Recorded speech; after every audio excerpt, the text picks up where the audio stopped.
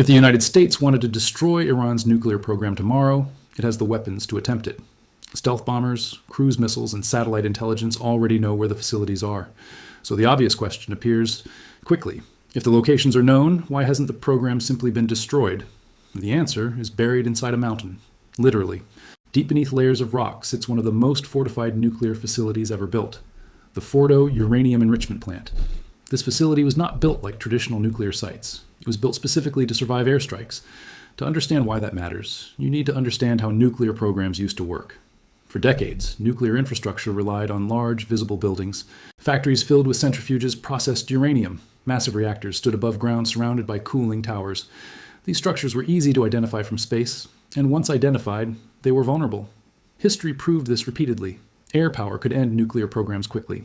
In 1981, Israel launched a surprise airstrike against Iraq's Osirak nuclear reactor. One attack was enough to destroy the facility. The Iraqi nuclear program never recovered from that strike. The message was clear. In 2007, Israel repeated the strategy. A suspected Syrian nuclear reactor was destroyed before it even became operational. Again, the facility vanished overnight. Again, the program collapsed. For decades, the formula seemed simple.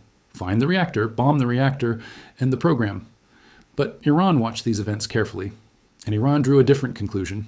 If nuclear facilities are vulnerable above ground, they must move underground, far underground, not simple bunkers, entire complexes hidden inside mountains.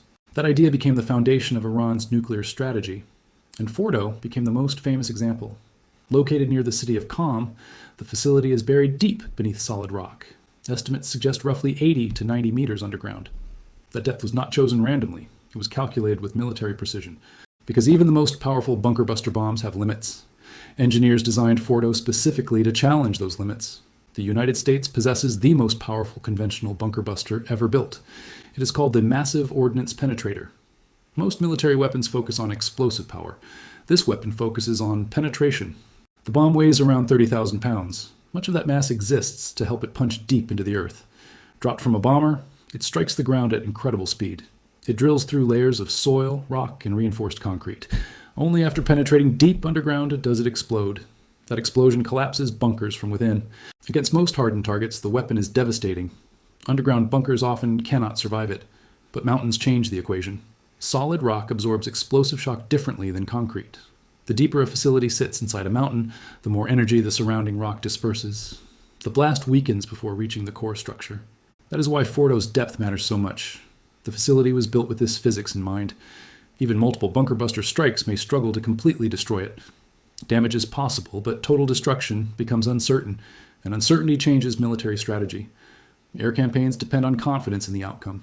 If a strike cannot guarantee the target's destruction, the risk increases dramatically. Leaders must consider escalation without success. Imagine launching a massive strike that damages the facility, but fails to eliminate it. The nuclear program survives. The political consequences would be enormous. Iran could claim victory simply by continuing operations. But Fordow is only one part of the system. Iran's nuclear program is distributed across multiple facilities. Centrifuge production occurs in several locations. Research facilities exist elsewhere. Equipment can be relocated. Knowledge cannot be bombed. This is one of the most important realities of nuclear programs. Destroying buildings does not destroy expertise. Thousands of engineers understand how the technology works. Scientific knowledge survives airstrikes. That means even a successful strike might only delay the program. It would not erase it. And that delay could come with massive consequences. Iran possesses significant missile capabilities. Regional bases could become targets. Shipping lanes could be disrupted. The Persian Gulf carries a major share of global energy supply. Conflict there would affect the entire world economy. Oil markets would react immediately. Insurance costs for shipping would spike. Global energy prices could surge within hours. Financial markets would follow. This is why military decisions rarely focus only on capability. They focus on consequences. Iran's geography also complicates operations. The country is large and mountainous. Its territory is roughly 4 times the size of Iraq. That creates logistical challenges for sustained air campaigns. Air defenses are scattered across the country. Missile launch sites are mobile. Targeting one facility does not end the conflict. It could start a much larger one. That is the strategic dilemma facing policymakers. The nuclear facility exists deep underground. The weapons required to destroy it may not guarantee success, and the consequences of failure could be enormous, which leads to the deeper question. What happens when nuclear programs move inside mountains? Because once they do, the rules of warfare begin to change. Part 2 will explain why even the most powerful bunker buster bombs may struggle to reach the deepest facilities, what a real strike campaign against Iran would look like, and why underground nuclear infrastructure may be reshaping the future of military strategy. If Fordow changes the military equation, the real question becomes even bigger. What would it actually take to destroy a facility like this? The answer is not a single bomb. It would require a campaign. Fordow sits deep inside a mountain near the city of Qom, but the mountain itself is only the outer shell. Inside, the facility is reinforced with layers of concrete, steel, and structural tunnels. Each layer is designed to absorb shock. This is what military engineers call hard and deeply buried targets. Destroying these targets is one of the most difficult missions in modern warfare. Even the most powerful bunker buster bombs have limits. The Massive Ordnance Penetrator is currently the strongest conventional weapon built for this purpose. But even it cannot guarantee destruction of deeply buried complexes. Instead, the strategy relies on repeated strikes. Multiple bombs hitting the same location, again and again. Each strike digs deeper into the rock. Each explosion weakens the structural integrity of the tunnels. Over time, the idea is to collapse the mountain around the facility.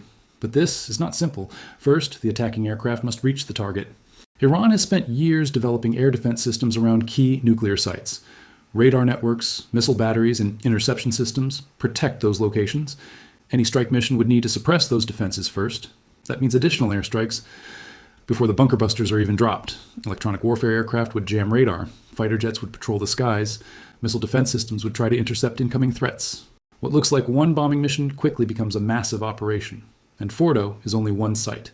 Iran has multiple nuclear facilities, Natanz, Isfahan, research centers scattered across the country. Some facilities enrich uranium. Others build centrifuges. Others conduct research. Destroying one does not eliminate the program. This is one of the central problems in military strategy against nuclear infrastructure. Programs can disperse. Machines can be moved. Scientists can rebuild. Even if Fordow were destroyed tomorrow, the knowledge behind the program would remain. That knowledge cannot be bombed. Another challenge is geography. Iran is not a small country with a single target. It is a vast nation with mountains, deserts, and complex terrain. Strike aircraft must travel long distances to reach interior facilities. That requires air refueling, coordination with regional bases, and constant monitoring for retaliation. Retaliation is another major factor. Iran has invested heavily in missile technology, ballistic missiles, cruise missiles, long-range drones. Many of these systems can reach American bases in the region. Some can reach Israel. Others can target shipping routes in the Persian Gulf. If Iran's nuclear facilities were attacked, retaliation would almost certainly follow. And that retaliation would not necessarily be direct. Iran has relationships with armed groups across the region. These groups operate in several countries. They could target military installations, energy infrastructure, or shipping routes. Suddenly, a strike on a nuclear facility becomes a regional conflict. Oil markets would react immediately.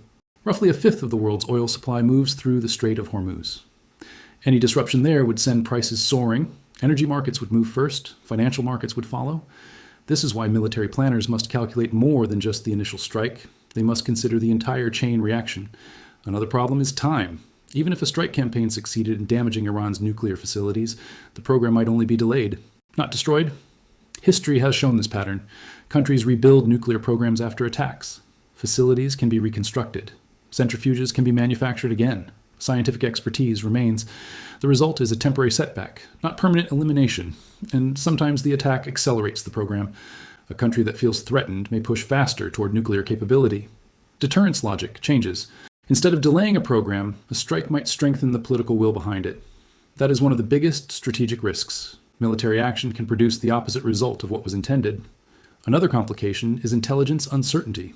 Even with satellites and surveillance, no country has perfect information about every underground facility.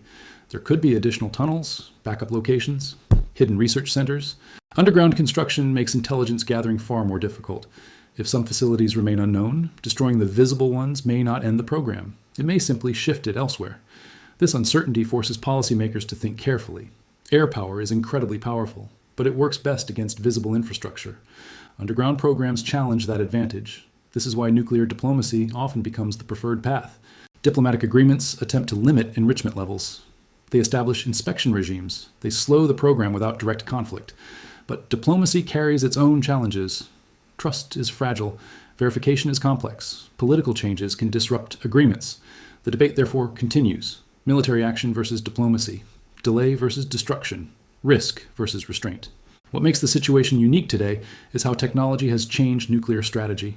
Countries have learned from past conflicts. Instead of building reactors that can be easily bombed, they build hardened facilities. Instead of concentrating infrastructure in one location, they disperse it. Instead of relying on visible buildings, they move underground.